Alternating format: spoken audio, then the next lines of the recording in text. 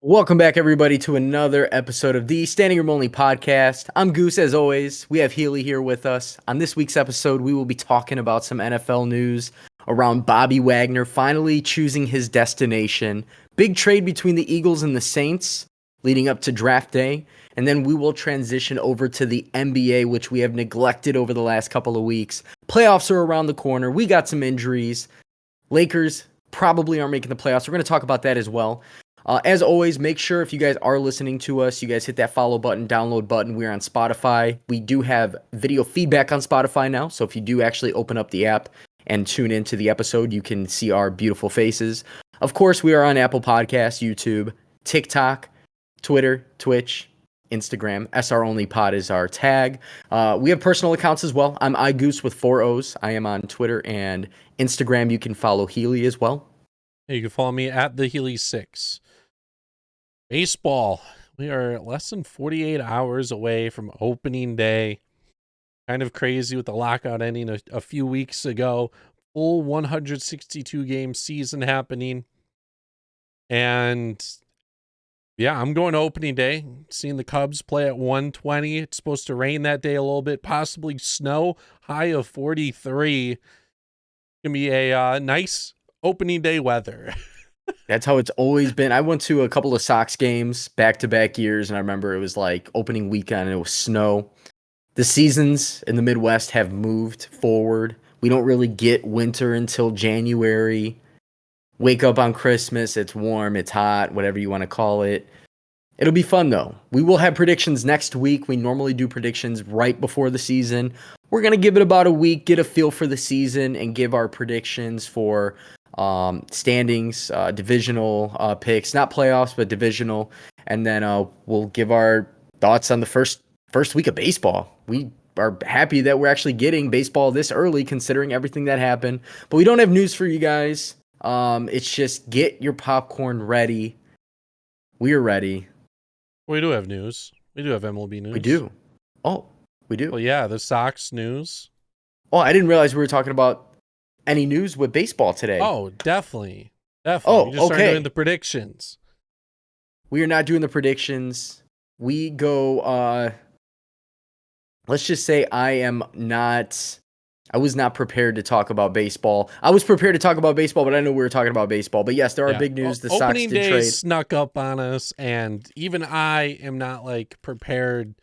I would be able to give you predictions on divisions and whatnot, but let's just save it until next week until we have our for sure answers with that. Yes, but there are news. One of the ones involving the Southsiders traded. We will start off, though, before we get to the South Side, because they have a lot of info. Justin Upton got DFA'd from the Los Angeles Angels. $28 million going towards him this season. And the Angels said, it's your last season. You aren't worth it making the team. We'd rather have a younger guy up and eat that $28 million, so you are gone. I don't know of any news of who is going to pick up Justin Upton at this point. I was a little surprised, though. I think the Angels want to make the playoffs, though, and he is not a part of their team, their vision for a playoff team this season. Wow. I mean, he's been around the block for a little bit. Justin Upton's been in the league. Is BJ Upton still in the league? I don't even know if his brother's still in the league. He hasn't been in the league in a while. He hasn't been in the league for a few years. Justin Upton is 34.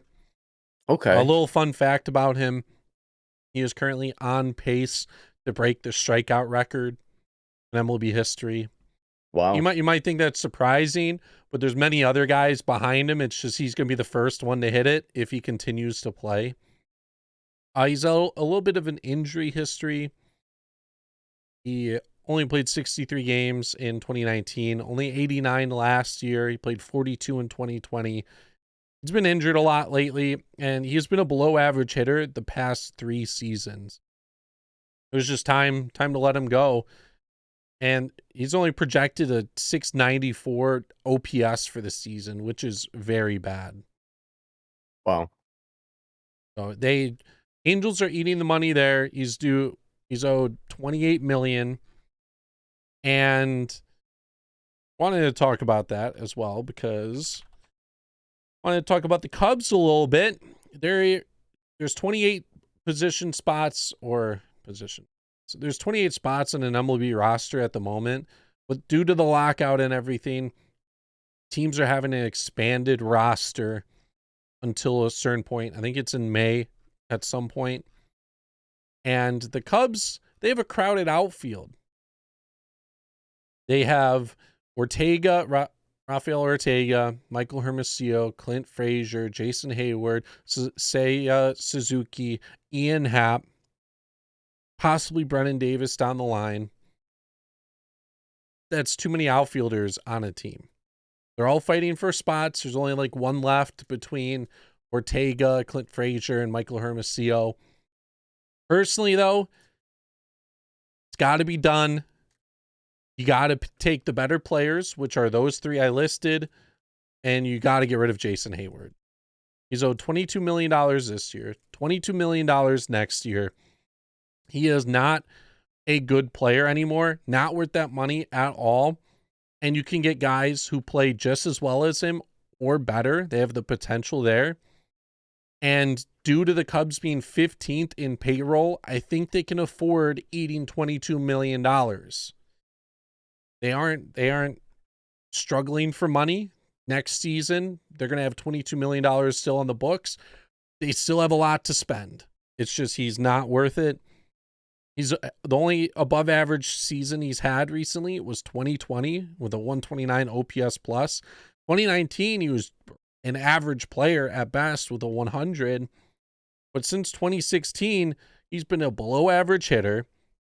His defense wasn't there. He's older now. He's in his 30s. So his defense just isn't there, and he's not worth it. Which in 104 at that point, games, he produced a .4 WAR, which is only worth a couple $1 million too. Yeah, and that, I think everybody is aware at this point with Hayward. The reason why they brought him in, obviously, besides having some success, a little bit of success over in St. Louis, was his arm. I mean, his arm was like, I mean, his thing. Or I should say Atlanta and then St. Louis. But he was always known for having a gun for in the outfield. And some but pop. Yeah.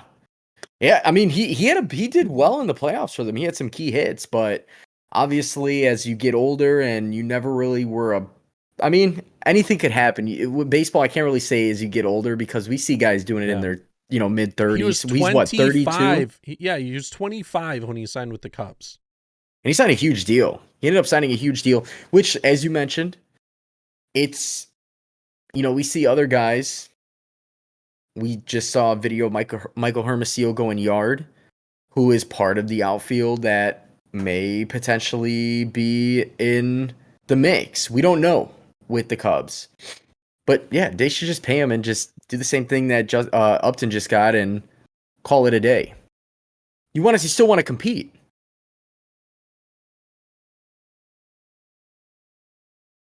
Yeah, and the Cubs, they aren't like a 60-win team either.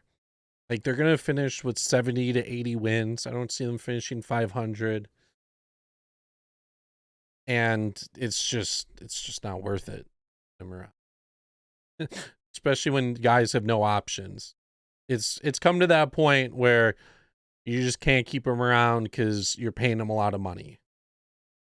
Eat that contract and let's move on. At that point, yeah. It's not even worth trying to trade him. I mean, a couple of years ago, yeah, it could have been. Yeah, now it's not even worth it. There's no team that's going to pick him up at all. Not even worth it. Yep. So, moving on to the South side. Big trade. Craig Kimbrel gets swapped for AJ Pollock. Andrew Vaughn went down, right? That was like the big news recently for the Sox. Yeah, and Lance Lynn too, but yeah. Yeah, Andrew Vaughn goes down. He's hurt. He's going to return sooner than expected, I guess. Let's see this. Anyways, they've needed an outfielder, and they have had bullpen depth. Every time I've talked about Craig Kimbrel, he is not a good relief pitcher. He's a great closer, not a good relief pitcher. Unfortunately, with the White Sox, that's Liam Hendriks' role. He's not booting him out there. So what they decided to do, also they have Kendall Graveman, who's also a great reliever, setup guy. He could be a closer if you want. They didn't need Kimbrel, so they swap him for AJ Pollock, a team that is loaded with outfielders, with Cody Bellinger, Pollock, Chris Taylor, they have Zach McKinstry. They have a few other. Gavin Lux can play outfield if needed. Many guys can play outfield in that Dodgers organization. They've needed a relief pitcher or a closer since Kenley Jansen's now with the Braves this season. They went out and got Kimbrel, who will go into that closer spot. They did have Blake Trinan. I feel like Blake Trinan's more of a reliever setup guy, 7th or 8th inning type of guy. Anyways, so I think it's an even trade, no doubt. They're both due money only this year. And the money is almost even as well. It might be like a $2 million difference. Yeah, it was definitely a good pickup. Obviously, I don't want to say that Kimbrel's a bad. I mean, we know he's not a bad closer. We saw what he did even with the Cubs last season before he got traded. He was lights out. He gets traded, comes in as the reliever, and it just doesn't work on the South side. He had some good games, but he had more bad games than good games, it seemed. And with the injury history of the Sox, I know it's like a plague. When one gets hurt, it ends up being a way. We saw it last year with Madrigal, who obviously they ended up trading. We saw Robert down, Eloy Jimenez. I know Tim Anderson. I think is suspended, if I'm not mistaken. Yeah, first 2 games of the season. Yeah, I saw that. He's suspended. Due to an altercation that happened in like the last game of the season. With one of the umpires. Yeah. Sometimes you got to keep your cool in the situations. But I think he made contact with the umpire, if I'm not mistaken. So yeah, that is why. That's a bummer. That's a bummer. It's like one of those things where it's like we need to catch a break. The team needs to catch a break. But I think it's a good trade overall. Pollock comes in. He has some good pop in his bat. He's been around the block. He's 34 years old, batted at 297 yesterday. I mean, just looking at his basic stats, the fact that he hit 21 home runs on a team with star-stud. I mean, you're talking about the best hitters in the game on one team right there, and he was a part of that. So I think coming into the South Side, it's gonna help. It's gonna help a lot. We got rid of Craig Kimbrel, which I know they kind of were shopping him this whole offseason before the lockout happened, and they finally ended up getting a very, very good asset for him. I'm actually happy as a Sox fan that they were able to grab AJ Pollock there. And then obviously with their outfield right now, with their depth chart, they're pretty loaded. Once Andrew Vaughn comes back, Andrew Vaughn to me is going to have an awesome career. I mean, the kid's showing so much just last year alone. And then Eloy, Luis Robert, they still have Gavin Sheets, who I thought had some nice pop in his bat. Adam Engel is actually okay. I like him for his defense. He has some nice flash out there. I got to give him some credit out there. But yeah, the rest of the team, we'll see what ends up happening. I know they throw Josh Harrison as the starting second baseman, but Larry Garcia could very, very well work his way up like he normally does, like he has been for I don't know how many years now. So yeah, as you mentioned, Kendall Graveman, Joe Kelly, some of the other key pickups, and of course, can't forget about Liam Hendriks, one of the top closers in the league the last couple of seasons. So I don't know. I get nervous as a Sox fan because I know the window is only realistically like 2 to 3 years, but we'll see. White Sox made another trade as well. They traded Zach Collins to the Blue Jays for Reese McGuire. I guess their hope of Zach Collins just wasn't there. Their vision for him. They don't think as highly of him because they just swapped him for another catcher who's kind of like a backup. He's a depth spot. Maybe Zach Collins does play well with the Blue Jays moving forward.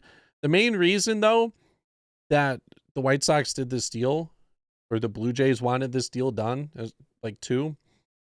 Zach Collins has an option. Reese McGuire does not. I guess the Blue Jays have 3 catchers. Now they could option Zach Collins down to AAA. They'd have 2 catchers on the roster, and the White Sox are still just going to have their same amount of catchers on the team. Yeah, I don't know much about Reese McGuire, but welcome aboard. I just know he likes his alone time in parking lots. Okay, that definitely just creeped me out a little bit. Now I have to do some Googling later, some Twitter searching. Yeah, he got caught enjoying himself in his car in a parking lot. That is creepy. That is definitely Pee Wee Herman-esque, and I am definitely creeped out. Would it be wrong to wear a shirt? I mean, if he's going to be on the Major League roster, do you think anybody else would get the joke if I just wear a shirt that kind of like pokes fun at that? We'll see what I get away with.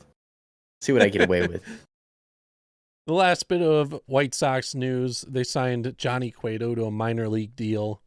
A little bit of a depth signing.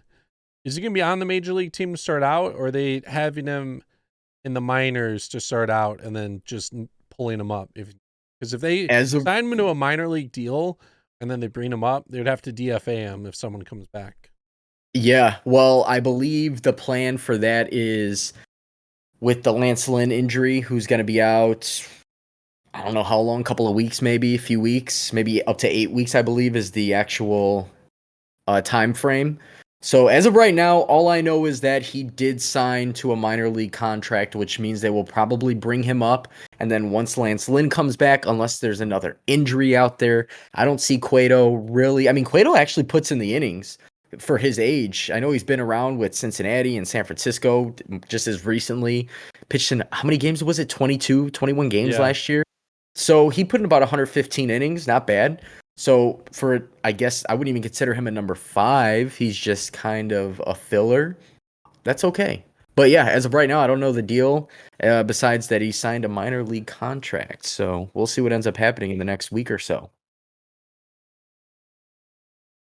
That's about it for all the baseball news. In a week, we might have Jose Ramirez trade happening with the Padres.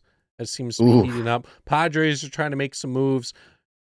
There was one where they tried trading Chris Paddock and Eric Hosmer to the Mets for Dominic Smith. That fell through. Mets fans are happy about that. They're trying to change up their team a little bit, especially with Tatis being out to start the year.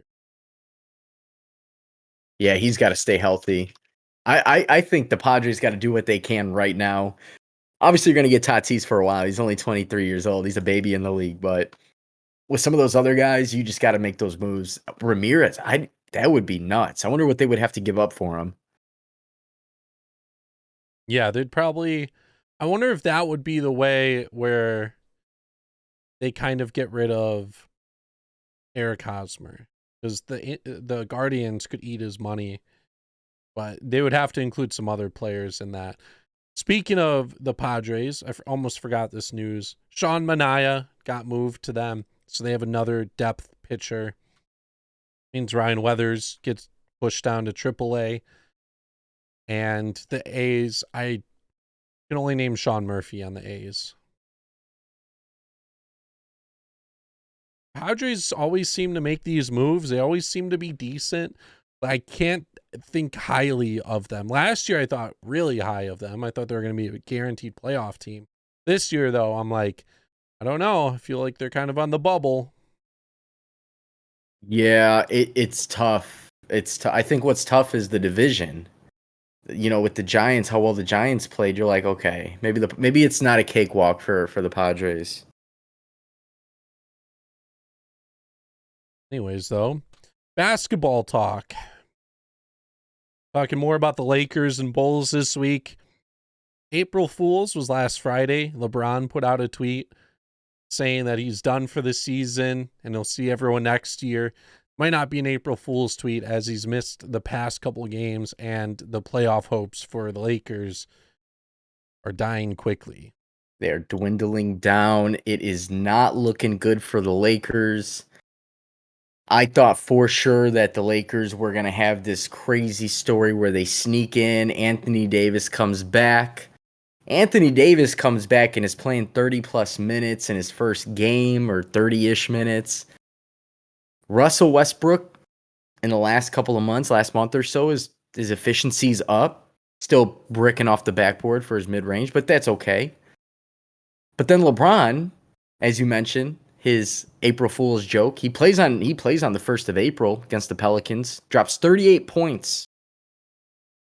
Crazy game. They end up blowing against the Pelicans. Besides that, he sat out the previous 2 games. He's literally played 2 games in his last 6 when they are struggling. Not just struggling, but their games, every game matters at this point. They have a chance to play in the play-in. They're now, 2 games behind the Spurs for the 10th seed. Anthony Davis comes back. Remember a few weeks ago, my prediction was if they get Anthony Davis back for this final stretch, they're going to sneak into the playoffs, and watch out. They're going to be an underdog with arguably a very, very one of the best cores with LeBron, who's dogging everybody. I mean, at his age, he's still playing damn good basketball. Anthony Davis, we know what you're going to get from him as long as he's healthy. And Russell, who just needs to just be Russell. Just go pad, triple doubles, if you will. So, but that's not the case. That's not the case for the Lakers. And as bad as I feel as being a Bulls fan, I know it's never as bad as being a Lakers fan this season. I don't know why. I don't know why he's not playing. I don't know why it looks like they're tanking when, the draft picks, it doesn't work if they tank. So why? The Pelicans might get their pick back, which is crazy to think about. Yeah, I'm surprised LeBron isn't. I get he's hurt, but you have to at least play some minutes. Can't just rest. Unfortunately, we're at the point of the year where if you do rest, you aren't going to make the playoffs. So what's the point of resting for? If this is going to aggravate your injury even more, I would say you still got to play through it, or at least attempt to. If you get to a point where you are 100% out for the season, okay, at least you tried, but you are putting your team in a position to just miss the playoffs entirely. The only thing I can think of is the preservation of LeBron's legs. They're probably thinking we can't compete with the top 4. We'll make it through the play-in playoffs. We'll get to this, that first official round. And then we're going to play who? Phoenix? Yeah. Get stomped on, but guaranteed 4 games. That's 4 extra games I have to play, that we have to play together. Anthony Davis, wrist injury. LeBron, wrist injury. Russell Westbrook, wrist breaking backboards with his brick shots. Actually, I'm going to stop talking bad about Russ because he's one of the greatest to ever do it. But perhaps there's that. That's the only thing I could think of is why else would they not try to compete? Why? Nothing's torn. He's sore. And Anthony Davis is now going to play. And it makes you wonder if they're setting up for off-season moves with contracts. Anthony Davis. What's Anthony Davis's contract right now? I think, if I'm not mistaken, he has 1 more year. I'm going to look at this right now. I'm looking to see if he has the player option. So he has currently a contract until 24-25, and then he's an unrestricted free agent. So he signed a 5-year deal starting at the year 2020, the start of 2020. So he's got many years left. Why were people talking about him potentially being with a different team? He be traded? I heard rumors of a potential trade.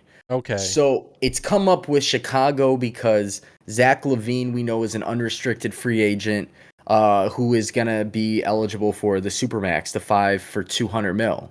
Okay. So the idea is, could there be a swap, sign and trade? Anthony Davis goes to Chicago. Of course, it's a rumor. Rumors spread like forest fires, but that is something that has been out there in social media. And of course, just the whole Lakers team, they don't win. So the whole idea of, okay, they still have LeBron, they still have a window with LeBron.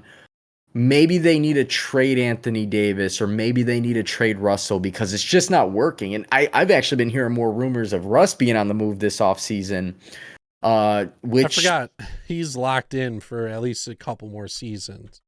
It's not yeah, just a one and done. The Lakers, let me see. Yeah, he's getting paid until next season. He has a player option in which you're making $47 million. You are going to opt into that deal. No doubt about that, especially with the way he's playing. Yeah, I would. If I was him, I would have to. Yeah, there's no way you don't. There's no way you don't. So Russ is good through 22, 23, player option.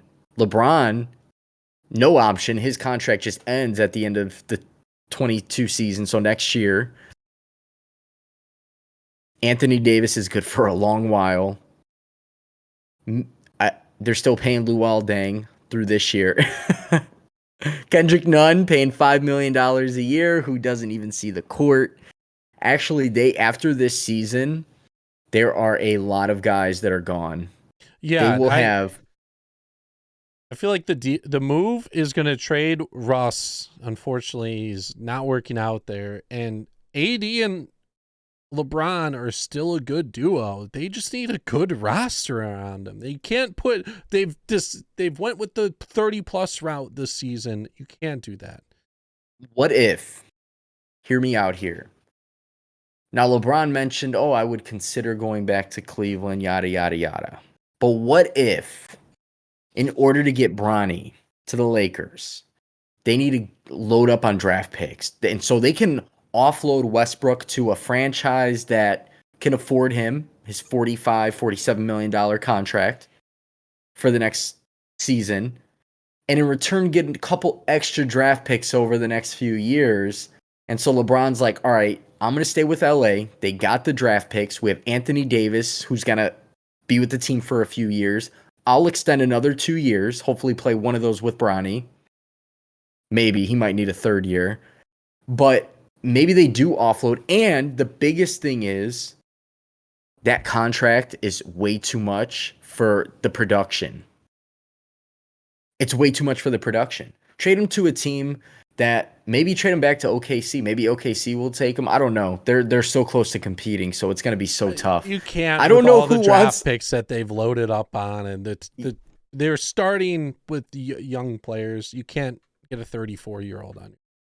Where do you get who's going to really take Russ?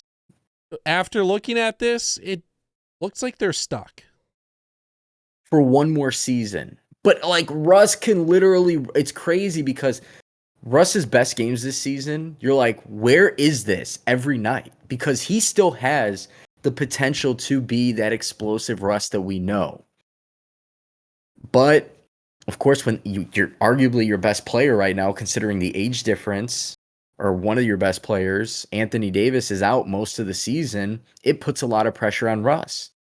He has to be the point guard that they didn't expect to have, like, trade for.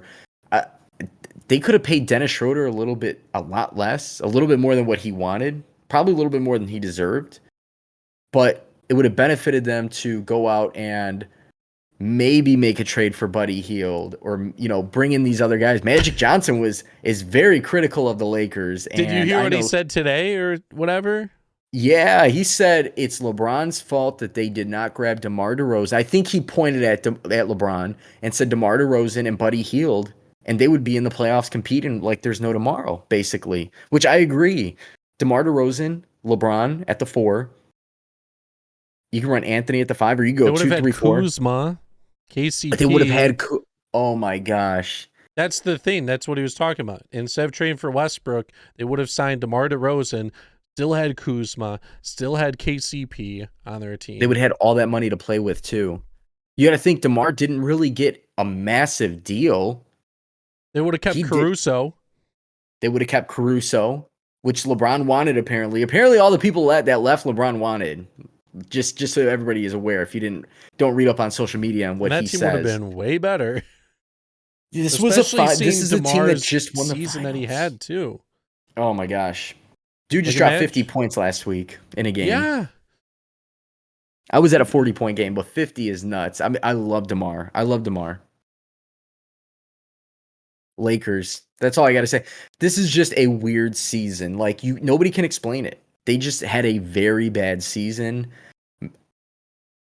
I just don't understand. I know for a fact if I was put in the position to handle payroll and who's on my team for success, I know me personally, I can build better than what the Lakers did.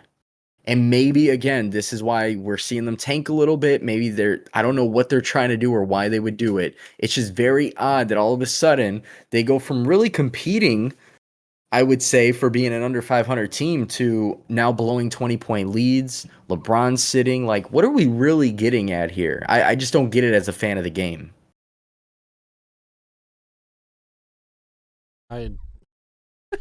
They've just messed this up big time.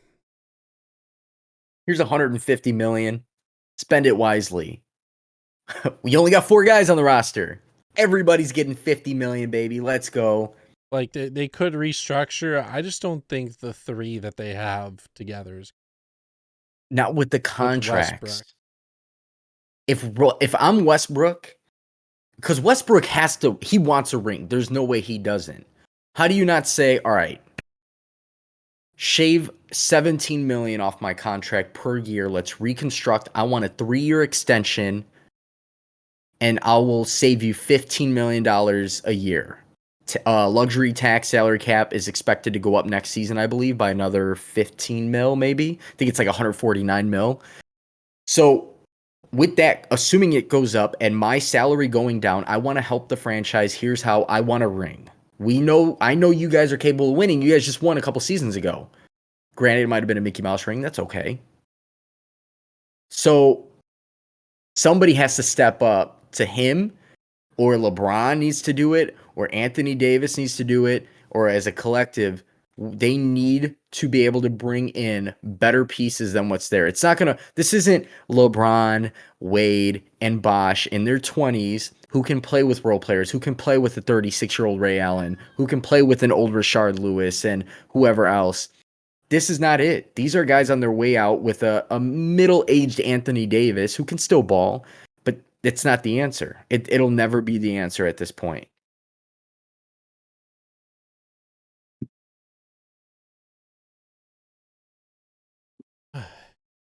As much as I want to talk about the Lakers more, or as disappointing the Lakers have been, the Bulls, they're going down that same road in disappointment, and Lonzo Ball out for the remainder of the season.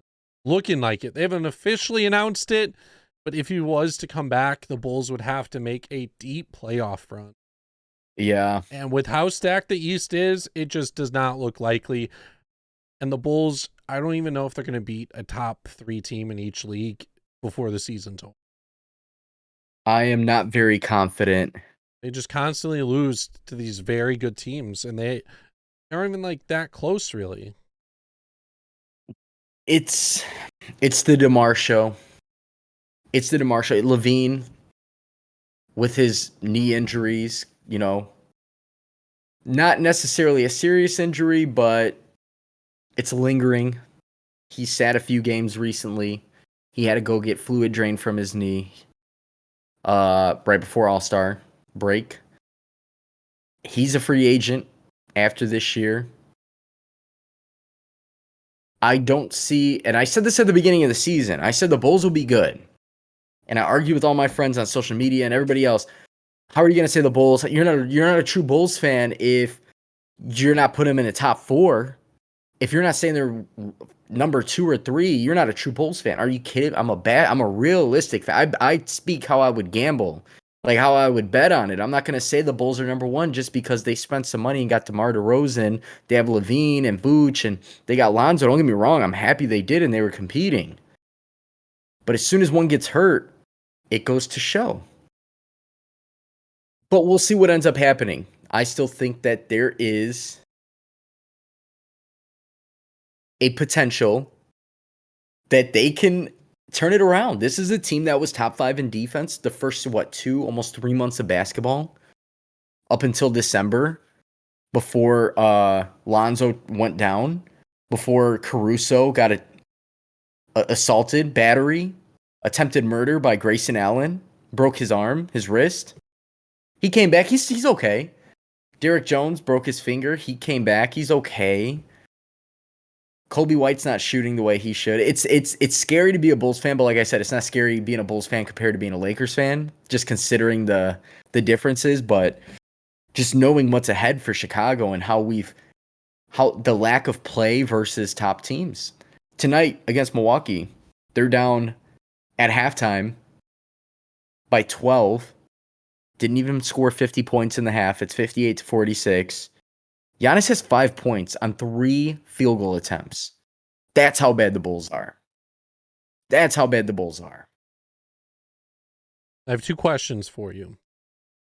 First one is about this season. It's looking like they're going to be a 5 or 6 seed. What team would you want the Bulls to face in the first round in order to get out or to make it to the second?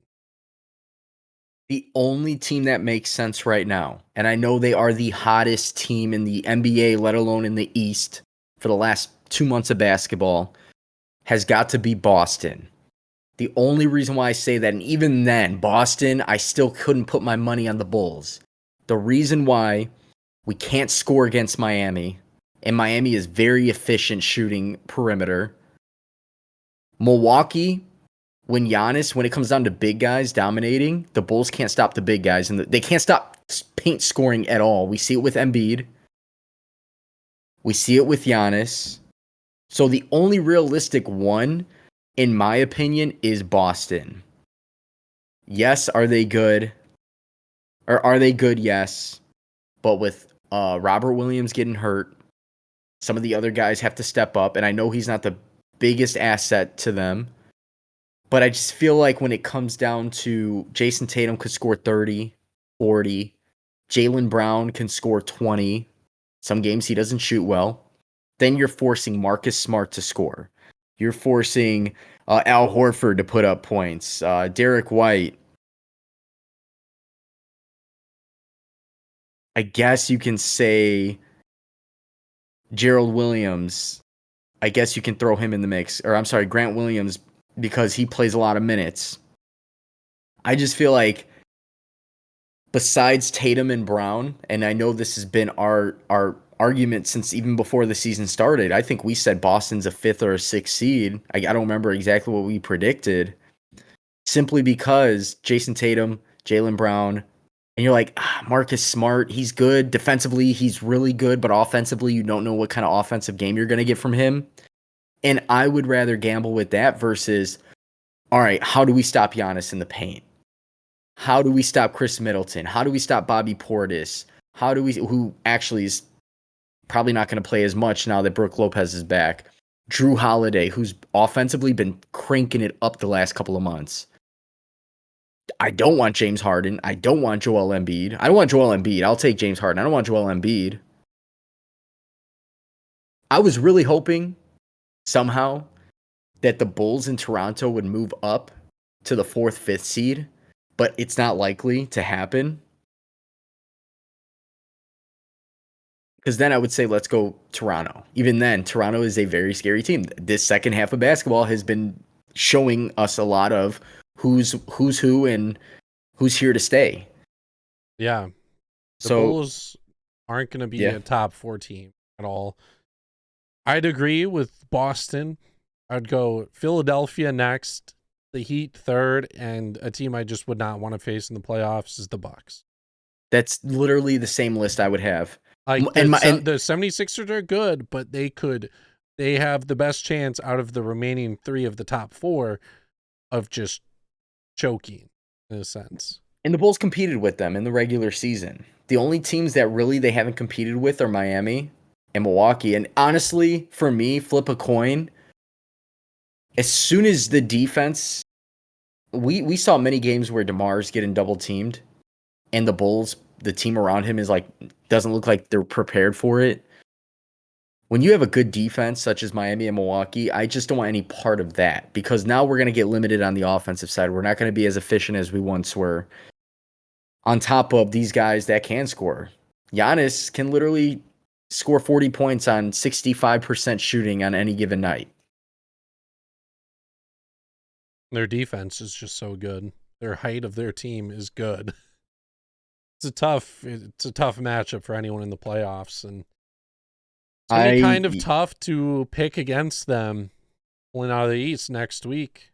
But we'll have a few more games under our belt and probably the final standings. Yes.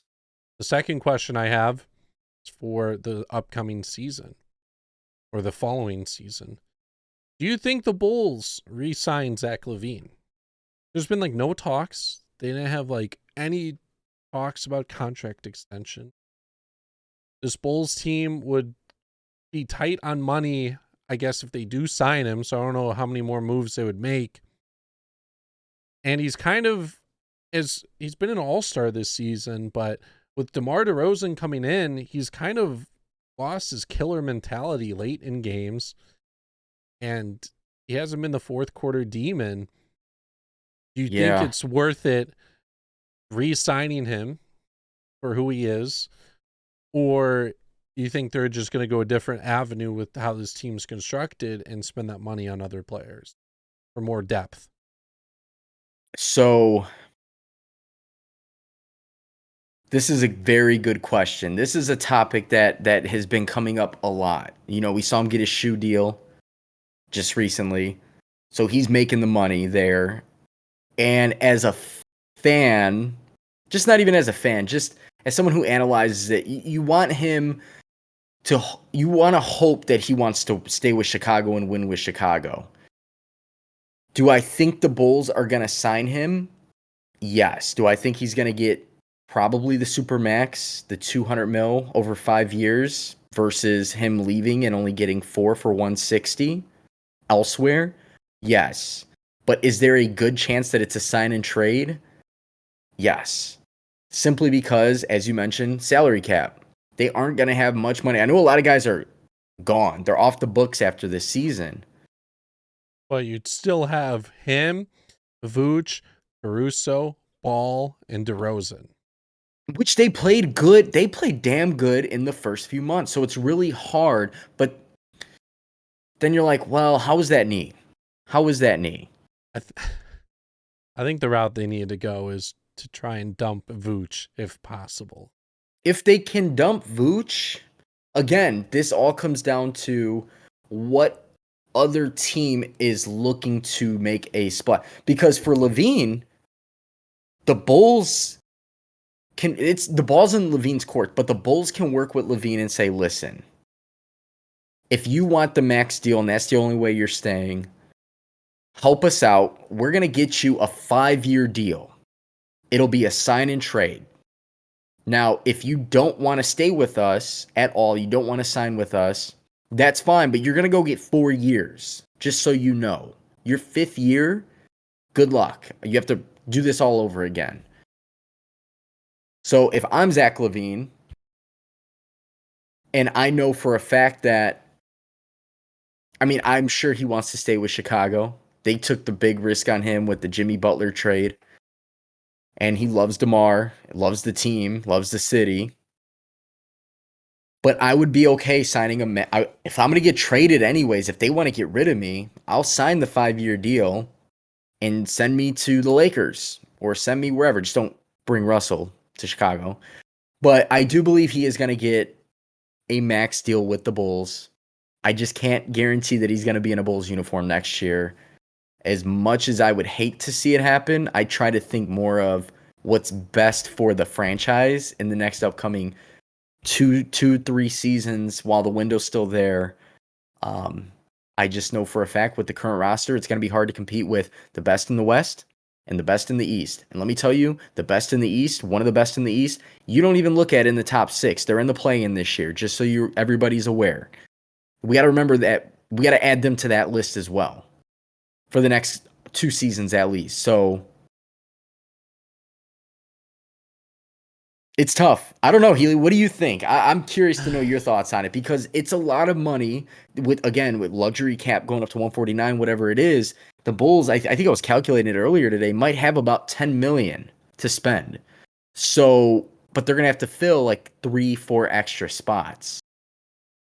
And I just don't know if I just don't see, unfortunately, I just don't see Levine returning with the money and whatnot.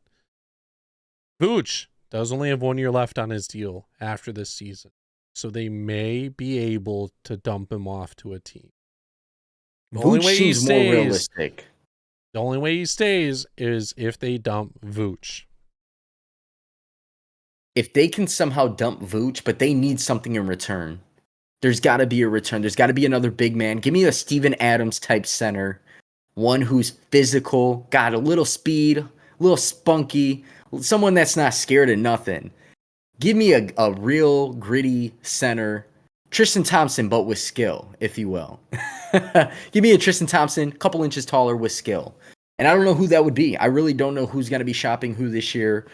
If the Bulls can somehow pull off an Anthony Davis trade like the rumors are saying, and obviously that's not likely, if that does happen, the money would be right. He's making almost as much, a little bit more than Vooch. Players can reconstruct. I would reconstruct to bring in Anthony Davis. You still have Lonzo Ball. You still got Caruso. You still got Troy Brown coming off the bench, who I like for situational shooting. I don't know. All I know is Derek Jones is gone. Let him be gone. A lot of the other guys. I mean, we still got Ayo Dosunmu, who's can get better. Marko Simonovic might end up playing with our pro league with the Chicago Bulls instead of the Windy City Bulls next year. Who knows? We'll see. He's still on a contract, so I didn't realize. I guess he's a second round draft pick. I didn't realize Ayo was only 2 years before he's a restricted free. Yeah. Yeah. That's tough because Kobe White also restricted free agent after next season. We talked earlier in the season. I was like, take Ayo. Ayo's going to have a couple more years on his deal. But no, second round draft pick. He doesn't have the 4 years. He only has the 2. Yep. So we'll see. I mean, Kobe might be an asset to trade as well. And I love Kobe. Don't get me wrong. I don't know if they should. You might have to include him in Vooch's deal. Right. You're right. Exactly. Like, you're going to give us Vooch. Give us a guard. We'll offload this one player or 4 players or one okay player with a bunch of picks. I don't know what they're going to want to do. But I have faith in our front office, and I know that we are right there. We've competed this season. Like I said, if the Bulls, I'm going to be rooting for the Bulls. I'm not saying I'm not. I still hope that they end up winning the finals somehow, pull some shit out of their ass. But I am okay understanding that we have progressed as a team, as a franchise. And I am looking forward already to the offseason and see what else they can do. We've seen what they did last offseason. They made a splash. Now that there's assets and there's expiring contracts, that's when it gets juicy. That's where we like to tune in, get the popcorn ready.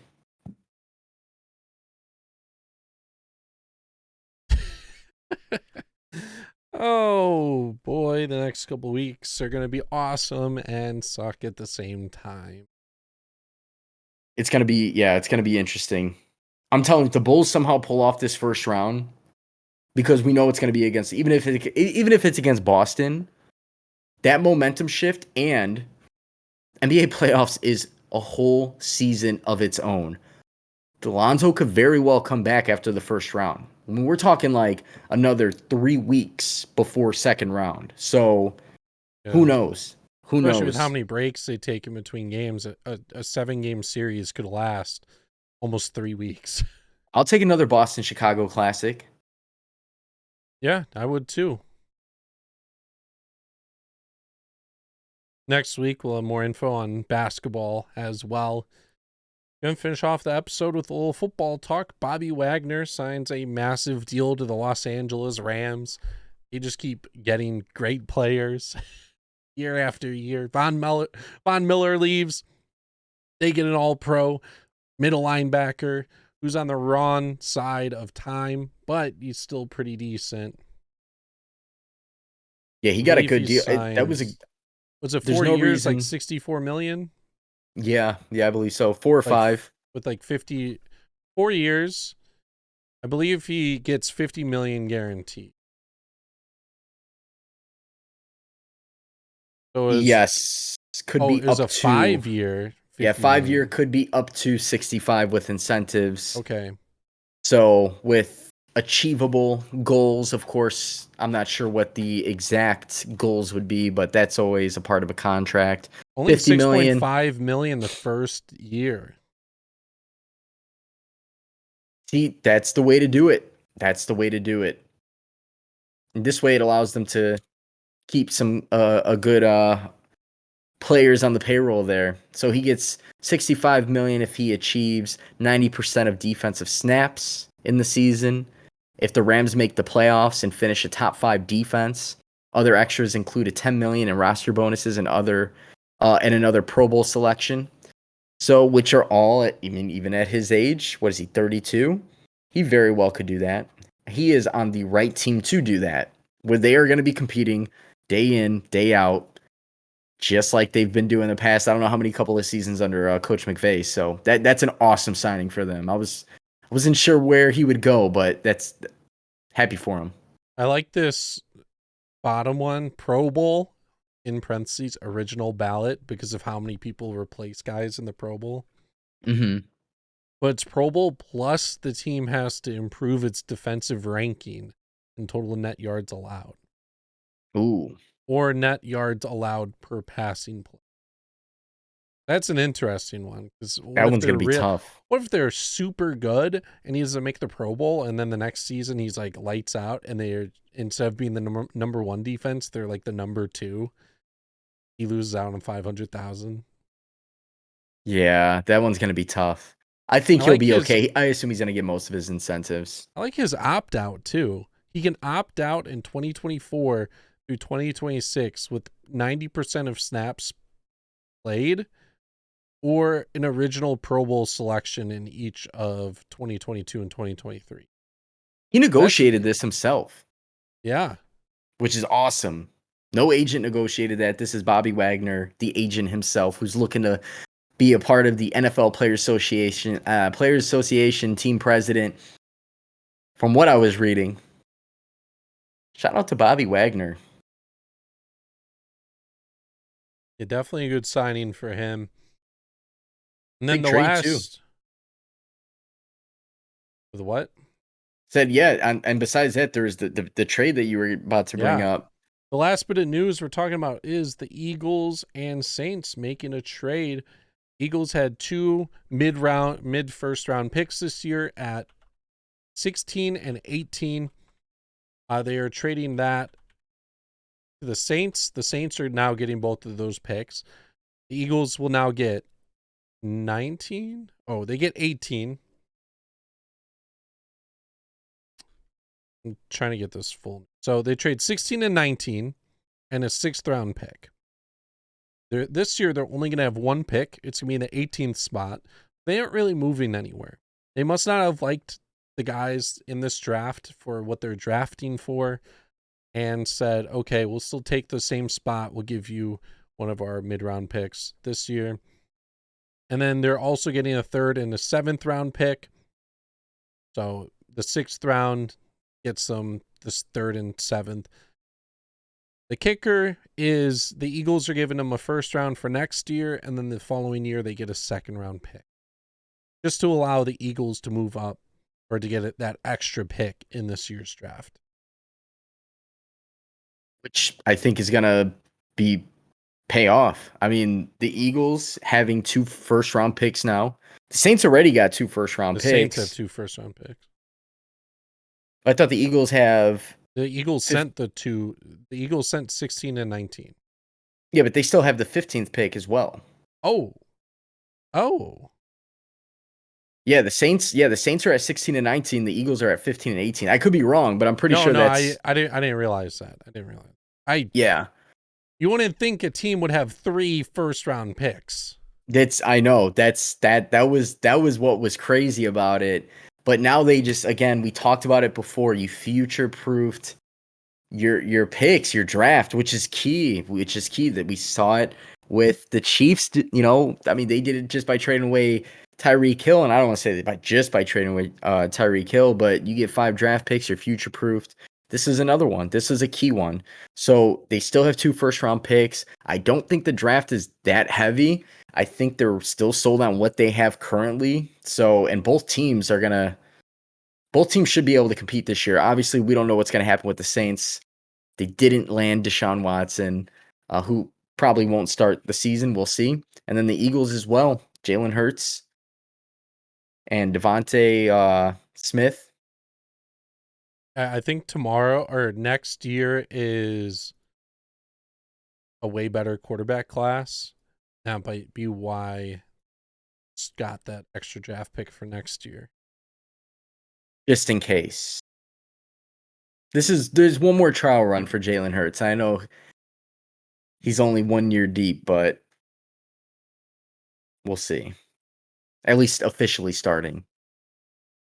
Yeah. Next year would probably be the decision year on if he's the move moving forward. Yep. Drafts end of April. We'll be in the middle of playoff time for the NBA. I'm excited that all 3 sports are going to be back. And this is like the busiest time of the year for us. Gives me something to look forward to. Baseball, I'm excited. I know that I got to find some games to go to. Football, the draft's at the end of this month. At that point, you got fantasy football you got to look forward to. And I mean, I know you don't play. Maybe I can get you in a league this year. And then obviously the basketball playoffs last what seems like forever, for like 2 months. So I'm looking forward to it. But I think that's going to wrap up the episode. Thank you guys pretty for tuning lengthy in. one, almost an hour long. We thought this one was going to be a little bit of a shorter episode. Okay. It wasn't. We like to surprise everybody. Surprise ourselves sometimes. So make sure you guys are following us on social media. We're SR Only Pod. We're on Twitter, Instagram, TikTok as well.